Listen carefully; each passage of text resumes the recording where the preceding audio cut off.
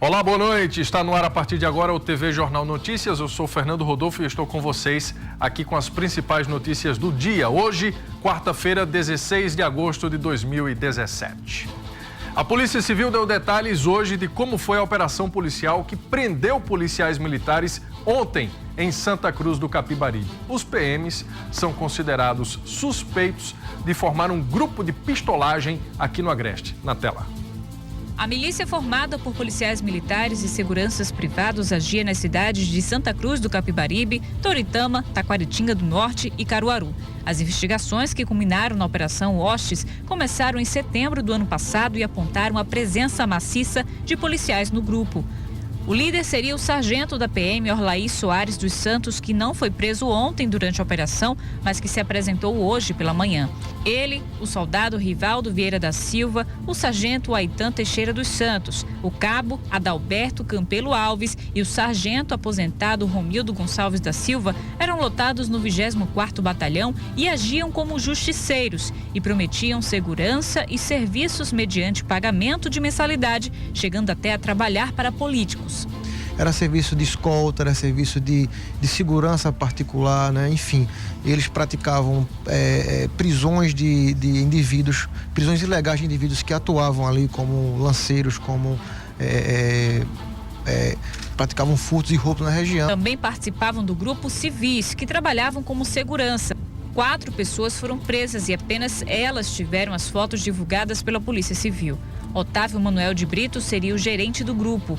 Também atuavam na quadrilha João Paulo Julião de Macedo, Gilmário Queiroz de Almeida e Francinaldo Roberto da Silva. Segundo as investigações, a milícia também chegou a realizar atentados contra 5 oficiais da PM. Esses atentados se deu em virtude da mudança de escala e também em virtude de transferência entre batalhões daqueles policiais que desejavam permanecer no batalhão de Santa Cruz do Capibaribe. Dentro da corporação, os policiais eram considerados dispostos e chegaram, inclusive, a praticar os crimes quando estavam de serviço. Todos eles que foram presos ontem serão submetidos a conselho de disciplina e processo de licenciamento, onde eles vão tentar fazer a defesa ao longo do processo.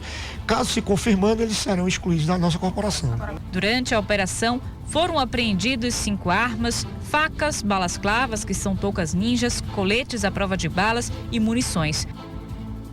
Muito bem, tá aí.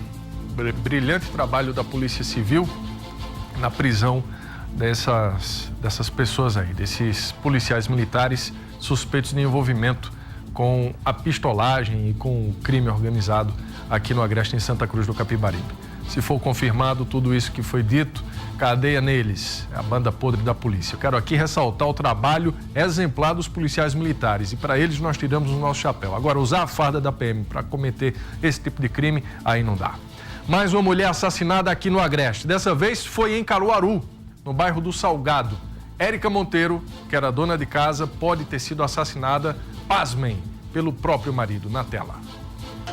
O crime aconteceu dentro da casa onde Maria Érica Monteiro da Silva, de 29 anos, morava junto com o marido, Tiago Jonas Santos, de 21 anos, no bairro do Salgado. Segundo a polícia, ele é suspeito de assassinar a própria mulher durante a madrugada. O que ocorreu dentro da residência é que a gente acredita que foi de fato um feminicídio. O autor, ele tentou ao máximo querer passar a ideia de que não foi um crime e que ela teria morrido de causas naturais. Então, após as agressões que ocorreram, certo, durante a madrugada, pela manhã, ele saiu após as agressões, deixou ela em casa. Não se sabe ao certo se ele trancou ou, de fato, ela não conseguiu sair em razão de estar bastante machucada por conta das agressões. E aí, quando ele retornou, segundo no interrogatório dele, ele chegou por volta das 5 da manhã e encontrou ela deitada num colchão, meio aparentando não estar bem. E aí, ele resolveu dar um banho nela, segundo ele, levou para o quintal com a ajuda de uma tia, deram um banho. E o que eu percebi foi que esse ato dele querer dar um banho foi no sentido de tirar sinais, né, como sangue, trocou a roupa dela, arrumou ela todinha, deitou no colchão, deitou do lado e aí pediu para que fosse chamado o SAMU. Tiago diz que é inocente e que não sabe como a esposa foi morta. Eu peguei, nós estávamos bebendo, eu e ela. Aí eu disse, ó, vamos pra casa. Aí deixei ela em casa, disse, ó, vou pra casa do meu padrasto tomar uma lá. Aí, realmente, fui. Aí ela disse, não vai não, eu disse, eu vou. Aí quando eu cheguei por as voltas mas que já tinha acontecido. Assim, que ela me empurrei ela, pronto, aí ficou lá. Eu e minha tia, quando eu cheguei da casa do meu padrasto, eu e minha tia, né, botou ela numa cadeira. Quando eu vi ela, eu perguntei, ô Érico, o que é que você tem? Ela respondeu ainda, falando. O quê? Falando, normal, assim, falando. Eu disse, você ela estava muito machucada, tia. Não, mas veja, deixa eu lhe explicar. Aí minha tia, pode perguntar até a minha tia, como o chão lá do quintal lá é molhado, aí quando vem e lá, assim, como é que se diz, o chão é liso. Aí ela passou, minha tia disse que ela caiu lá, caso que ela ia se embora pra casa da mãe dela. Foi no momento quando eu estava em casa. E quem foi que machucou tanto ela que ela ficou toda ensanguentada? Não, eu não fui. Aí, né? Pensa numa história. A defesa dele, a gente espera que a polícia faça aí uma investigação a fundo e descubra realmente quem matou, né? Porque alguém provocou os ferimentos nessa moça, nessa jovem, né? E a suspeita principal é que tenha sido o marido, esse que você viu falando aí, né? A gente espera uma conclusão rápida desse inquérito, porque esses ferimentos não caíram do céu, né? A prefeita de Capoeiras, Neide Reino, foi condenada por improbidade administrativa. A Justiça determinou a perda de função pública, no caso, o cargo de prefeita, a proibição de contratar com o poder público pelo prazo de 5 anos, além da devolução aos cofres públicos de R$53 mil. Neide foi processada quando ainda era secretária de saúde na gestão do ex-prefeito Maurílio Rodolfo, que também foi condenado na mesma ação. As penalidades contra os dois só poderão ser aplicadas depois que a ação transitar em julgado, que é quando for julgado pela última instância. Até lá, a prefeita segue no cargo, governando o município. Nossa produção tentou um contato hoje à tarde com a prefeita e com o ex-prefeito, mas não obteve sucesso. Esta semana, a mesma prefeita foi absolvida de uma acusação de compra de votos na última eleição. Neste caso, a ação foi movida pelo ex-prefeito Carlos Batata, que também disputou o último pleito no município de Capoeiras. Batata recorreu da decisão ao Tribunal Regional Eleitoral. Caso a decisão seja revertida nas instâncias superiores, Capoeiras poderá ter uma nova eleição.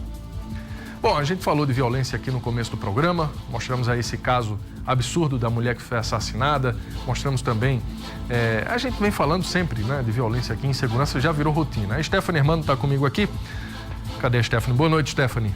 Oi, Fernando Rodolfo, boa noite. Além desse caso que a gente viu, mais 2 pessoas foram assassinadas aqui no interior de ontem para hoje, aqui na nossa região, né? Pois é, um homem foi assassinado em Palmares e o outro em Brejo da Madre de Deus. Os dois da mesma forma. Chegou, atirou, foi embora, a polícia está investigando o caso, não sabe a motivação, não sabe também quem são esses suspeitos. Pois é, em Altinho houve uma prisão de alguém que estava lá, inclusive, absurda essa história, ele estava com a carteira falsa da Polícia Militar, né?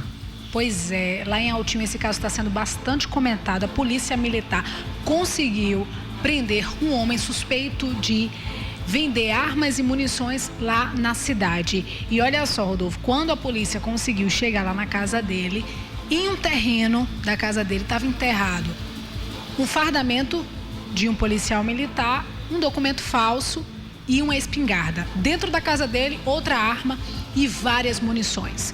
A polícia levou ele para a delegacia e está aguardando audiência de custódia, mas está bem estranha essa história, né, Rodolfo? Pois é, bem estranho mesmo, né? Porque ele tinha fardamento da PM. Enterrado, tinha também uma carteira. Espingarda, uma carteira. E muita arma documento. e munição, né? Pois é. Muito bem, tá aí. Vamos esperar que a justiça seja feita nesse caso. Tá certo? Essas audiências de custódia normalmente acabam soltando, né? Soltando esses investigados e, infelizmente, a sociedade tem reclamado bastante com relação a isso. Vamos aguardar que ele seja preso. Tá bom? Muito obrigado, Stephanie. Até amanhã. Até amanhã. A gente vai para o intervalo e volta daqui a pouco. Até já.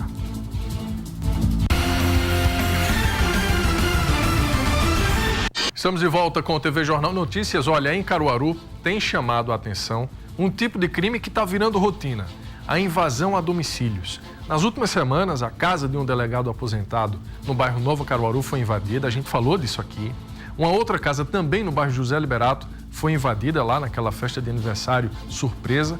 E nós mostramos aqui, inclusive com o registro de câmeras de segurança. Nesse fim de semana, uma outra casa foi invadida por ladrões no bairro Divinópolis. A reportagem você vê agora é de Stephanie Hermano, Jefferson Nascimento e Isaías Nel na tela. Imagine você acordar e perceber que sua casa foi invadida por ladrões. Quando eu vi, aí já vi a porta totalmente aberta e o portão também. E quando eu olhei de lado, me deparei que não tinha mais nenhum eletroportátil, né? Televisão, Xbox, DVD, até um receptor da Vivo eles levaram.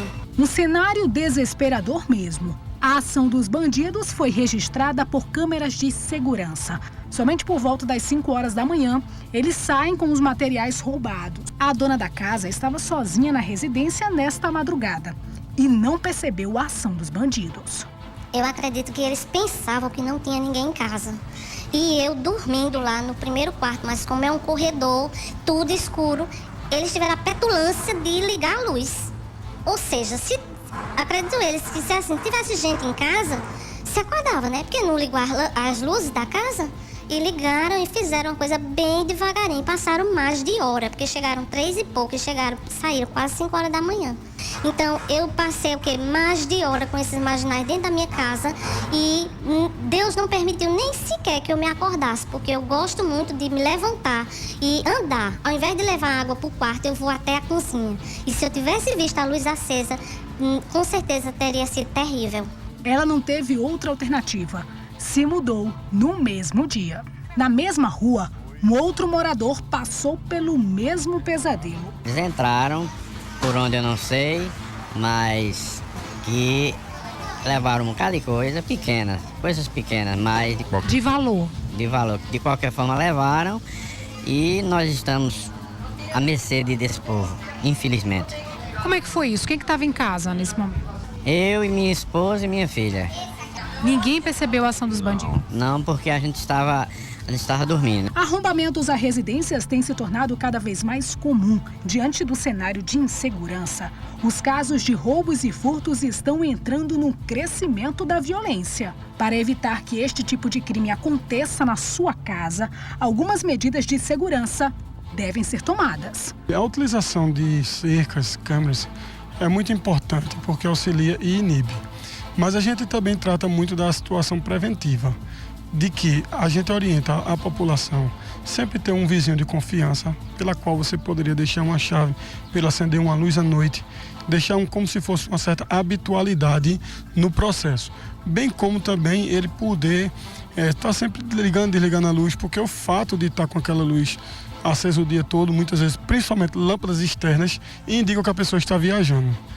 Então, isso, o ladrão, ele sempre torna-se observador e planeja fazer uma ação nesse sentido. 3.000 pessoas, falei de violência e vou continuar falando, até resolver. 3.000 pessoas já foram assassinadas em Pernambuco entre os meses de janeiro e julho deste ano. 3.000 pessoas. Nas ruas, o povo está morrendo de medo. Você não tem segurança nem mesmo dentro de casa. Na tela. O mês de julho fechou com um número alarmante: 447 assassinatos, uma média de 14 mortes violentas por dia. O assalto a um centro espírita em Piedade contribuiu para o crescimento em relação a junho. 4 pessoas morreram na investida. 2 suspeitos, além do policial militar Alexandro Alves de Melo, que estaria participando de uma palestra e teria reagido ao assalto, e a diretora de escola Luiziana de Barros Costa, que também participava da palestra. Para quem anda pelas ruas do centro do Recife, a sensação de insegurança só aumenta. Eu trabalho aqui na Rua da Palma, aqui no centro da cidade aqui. As lojas de eletrodomésticos são assaltadas semanalmente. Eu moro na Lagoa do Araçá e hoje a lagoa está de uma forma que você não pode sair daqui na esquina que você é assaltada. Somados os 7 primeiros meses do ano, já são 3.323 mortes, o pior resultado desde a implantação do Pacto pela Vida há 10 anos. No mesmo período de 2007, foram 552 assassinatos a menos. Ao longo de todo aquele ano, o número de homicídios chegou a 4.591 e foi caindo gradativamente. Em 2013, foi registrada a maior redução, um total de 3.100 mortes violentas. Mas a partir de então, os números de assassinatos voltaram a subir. Considerando as médias já registradas, a expectativa é de que Pernambuco termine o ano com mais de 5.000 pessoas assassinadas. Para evitar que isso acontecesse, era preciso que até o fim do ano o número de mortes não passasse de 330 por mês. Um número elevado, mas que ainda não aconteceu de janeiro a julho. Se a previsão se confirmar, os números da violência vão superar o período anterior ao Pacto pela Vida, o que faz os estudiosos em violência falarem em falência do programa. A gente não começar a pensar uma política de segurança articulada com a saúde, com acesso à moradia, com direito à educação, né, com mobilidade urbana, é querer demais, né, da polícia que a polícia dê conta disso tudo. Por melhor que seja, segurança pública ela não vai ser nunca um problema só de polícia, por melhor que seja a polícia. É o que a gente sempre fala. Segurança pública não é apenas policial na rua. Segurança pública é a iluminação. E o Povo na TV mostra isso aqui praticamente todos os dias, vários bairros aqui com problemas de iluminação. Segurança pública é investimento em educação, é colocar a criança na sala de aula, ter políticas públicas para incentivar essas crianças a irem para a sala de aula. 89% da população carcerária não teve essa chance e acaba entrando no mundo do crime e das drogas. Segurança pública é um conjunto de fatores. Pensar em segurança de forma isolada, criando batalhão e aumentando o número de policial, a gente não vai chegar a lugar nenhum. O TV Jornal Notícias de hoje fica por aqui. Eu volto amanhã com as principais notícias do seu dia. A todos, coragem e fé, sempre. SBT Brasil, agora com vocês.